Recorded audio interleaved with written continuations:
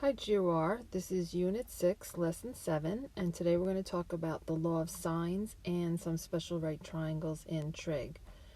So we always said before that trig only works with a right triangle, but we're going to see something a little different today. So if we're looking at this top problem, I have triangle DEF. Angle D is 22 degrees, angle F is 91 degrees. Side DF is 16.55 and side EF is 6.74. So all of those numbers are on the paper. And they want us to find DE to the nearest hundredth. So DE is right here. Trace it. So I'll call that X. The problem is, though, I don't have a right triangle. Angle F is almost a right triangle, but SOHCAHTOA only works for right triangles. So I can't use trig here, all right, or at least the basic trig that you guys know of. But there's something else called the law of sines, which I can use with any triangle. It does not have to be a right triangle. So the law of sines is used when working with two sides and two angles of any triangle. It does not need to be a right triangle. So basically you take the side, which is side A, over the sine of angle A, equals side B over sine of angle B equals side C over sine of angle C. Now, I'm only going to use two of these fractions because, again, I'm going to have two sides and two angles, and one of those things will be unknown. So let's look at the problem that we started with, okay? And let's see if we can figure it out. Find DE to the nearest hundredth. So I'm trying to find this side right here, which I'll call X. Now X matches up with this angle, all right? And this side right here, 6.74, matches up with this angle, all right? So EF matches up with angle D, and DE, which is the side I'm trying to find, matches up with angle F.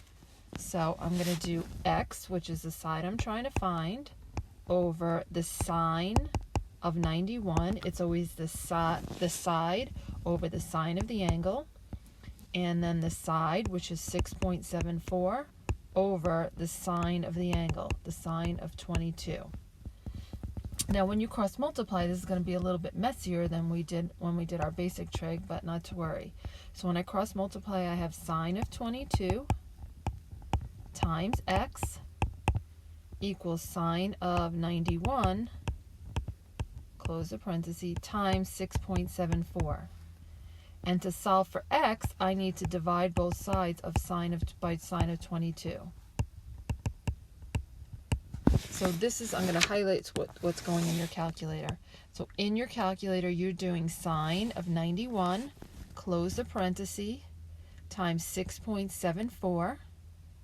Okay, hit enter, and then you're going to hit divide by sine of 22. And that gives you 17.989.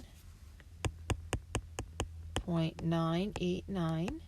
And I want the nearest hundredths place. This is my hundredths place. So that rounds off to 17.99. Okay. Let's try another one. Make sure that we get the hang of this, and we will, of course, be practicing this tomorrow. So if I don't have a picture, I want to draw a picture. I have triangle ABC. I don't care where the A, B, and C go. They can go anywhere you want. So angle A is 33 degrees. Side A, which is across from that, is 12. Angle B is 43 degrees. And I want to find the length of side B. Right? So we'll just call that B. So it's the side over the sine of the angle equals the side over the sine of the angle. Side over the sine of the angle equals the side over the sine of the angle. So sine of 33 times B equals sine of 43 times 12. And to get B by itself, I'm going to divide by sine of 33. So you got sine of 43, close the parentheses, times 12, hit enter, divided by sine of 33. Okay, and that gives me 15.03. And last one that we're going to try, I have a triangle XYZ, and angle Y is 87 degrees, side Y is 14, so the side always goes across from the angle. Side Z is, oops, this should be a Z right here. Side Z should be 12, so that's across from angle Z. And I want to find angle Z. So this one's going to be a little bit tougher to do. So I'll just call that Z. So it's the side, which is 12, over the sine of the angle equals the side, which is 14, over the sine of the angle. Now this one's different because I'm trying to solve for the angle. I don't know the angle. All right, so let's see what we're going to have to do there. When I cross multiply, I'm going to get sine of 87 times 12. And the other way I cross multiply, I get sine of Z times 14.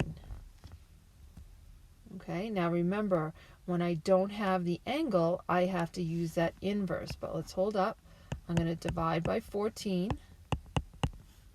So basically I have sine of Z on one side. On the other side I have sine of 87 times 12 divided by 14. So in order to get Z by itself, I have to do the inverse. So I do the inverse, which means I have to do the inverse on the other side as well. Okay, so I'm going to have to do sine negative 1, and then of this whole thing, sine of 87 times 12 divided by 14. Okay, so don't forget, when you don't have the angle, you're using that inverse button. So second sine, and then sine of 87, close the parentheses, times 12 divided by 14. And that gives me my angle, and my angle is 58.9 degrees. Okay, so we're going to practice that tomorrow along with some special right triangles in trig.